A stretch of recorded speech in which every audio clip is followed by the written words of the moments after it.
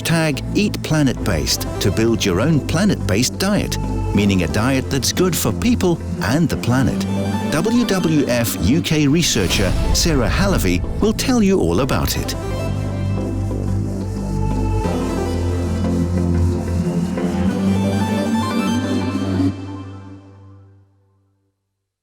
People like to eat. Sometimes people like to eat too much. Sometimes people must go on a diet. That's the truth.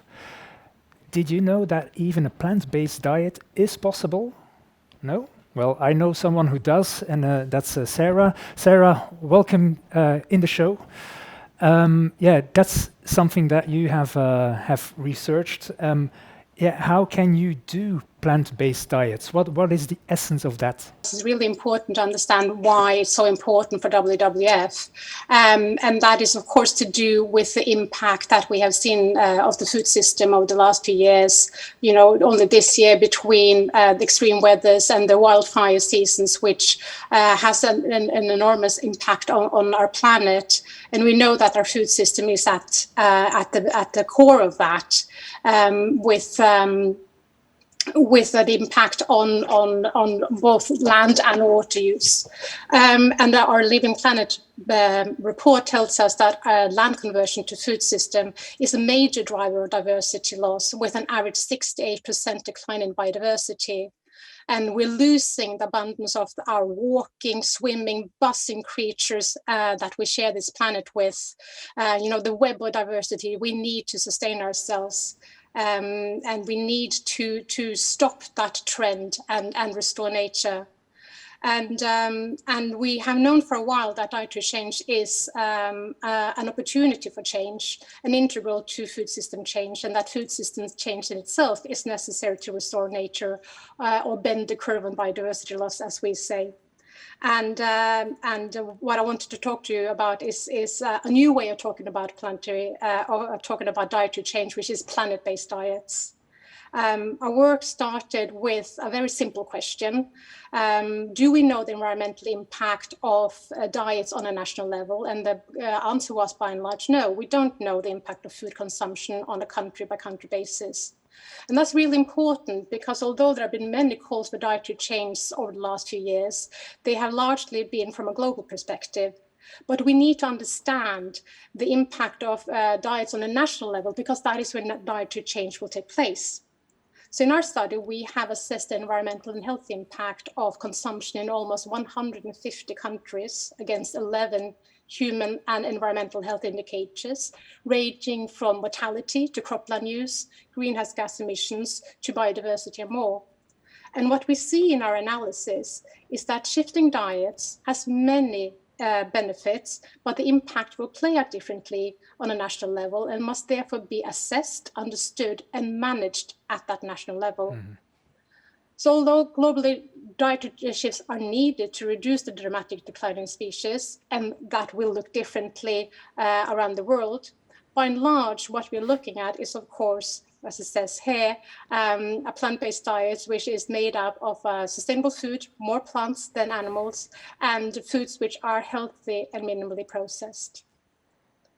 To help stakeholders understand plant-based diets better, what we've done is we have developed an impact and action calculator, which allows users to see the national level impact of current consumption and the potential impact of eating according to a country's national dietary guidelines, or even more ambitious diets such as flexitarian, vegetarian, pescatarian, and vegan diets. Really importantly, the tool has sliders, which is a very exciting tool, which lets you play with the different food groups, such as grains of fish and dairy, within each of the different dietary scenarios. And when you change the slider, so eating more or less of a food group, you will therefore also see the difference it does in the impact indicators.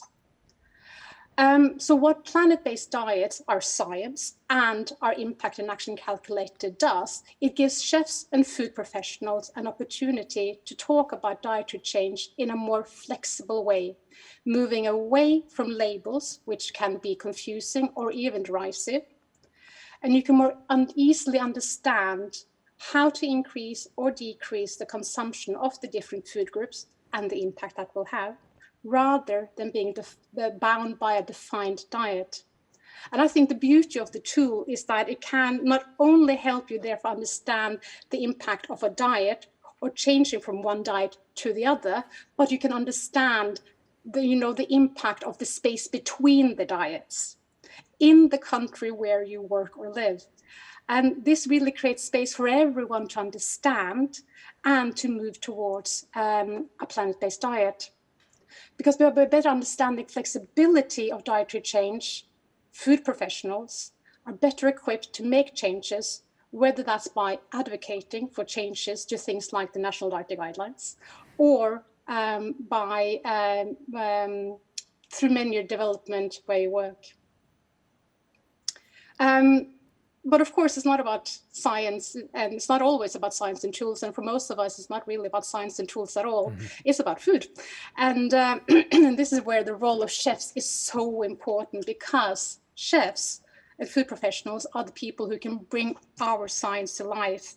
You can make science look, taste, and smell amazing. Planet-based diets shows us the food groups and how much we should have of each type of food, but it doesn't tell us about the products or the ingredients, the wide variety of options we can and should have, or indeed how to pair them to bring out the full flavor, which is, what this amazing event is all about, pairing food. And this, I think, is where the work that we did with Knorr on Future 50 food is so important, because focusing on a current system where 75% of our food comes from just 12 plants and 5 animal species, or where 60% of our global calories come from only 3 crops, rice, maize, and wheat, Future 50 offers a counterbalance to monocultures and monotonous eating. It tells us there's a wide variety of leafy root and fruit vegetables that can increase our intake of vitamins and minerals. There are nuts, beans, and fungi, which are fantastic plant-based sources of protein. And of course, there are cereals, grains, and tubers, nutrient-rich sources of carbohydrates. Bringing planet-based diets and Future 50 together shows us there's a great variety of food we can eat, and it empowers all to make positive food choices. As you say, chefs and food professionals are game changers, and I wholeheartedly agree. You can help us choose the food we put in our basket or on a plate. You can help us make healthy, sustainable food choices. You can help us bring planet-based diets to life. Yeah, thank you. You're talking about chefs and individual people. Do you think that you talked about at the national level, does that mean that even people in politics and like legislature should adapt this as well? Absolutely. It's really, really important, because it's, we cannot put all the responsibility for dietary change on people. We need legislation to enable both, retail and food service and all business to ensure that the food that they are offering is in line with what plant-based diets is all about. The sustainably produced, great variety, minimally processed, more plants and animal type of food. Very, very important. Yeah, so I hear you saying it's a collective responsibility. It starts with oneself, but it's on so many levels as well. Absolutely. Okay, well, Sarah, thanks for joining us during Eating the Gap. It was very interesting to hear you speak about this. See you next time, hopefully. Thank you for having me. Thank you very much. Sarah was really inspiring as well, like all the talks that we have at Eating the Gap.